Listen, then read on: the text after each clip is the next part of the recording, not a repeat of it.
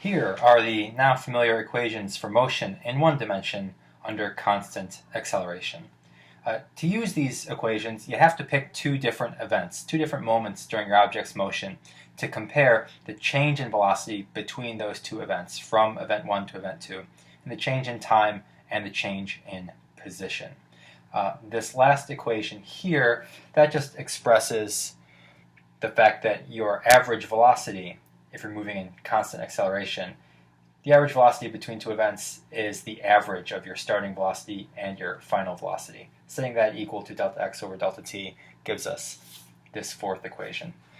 So moving from 1D to 2D, we're going to have essentially the same set of equations, but two pairs of them.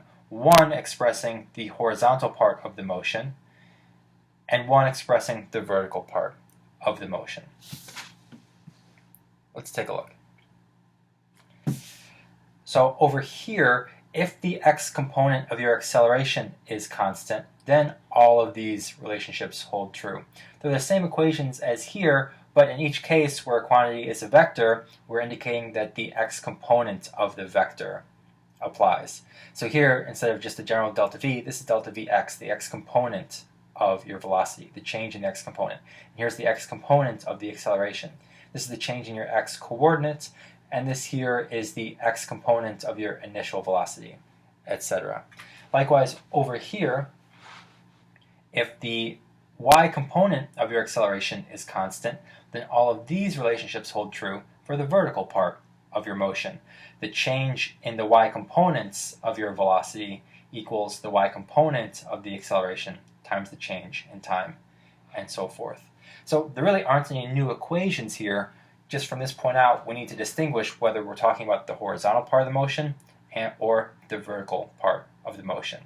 That's a lot of equations there. Luckily, this situation will be simplified if we're looking at projectile motion. We'll only need a few of these equations. Only a few of them will be relevant.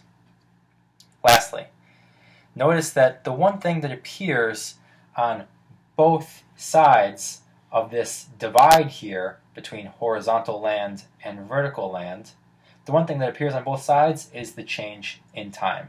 That is the bridge between these two realms. If you can solve for the change in time somehow over on this side, you can bring that value in over to this side, and vice versa. It's the thing that connects the horizontal motion to the vertical motion.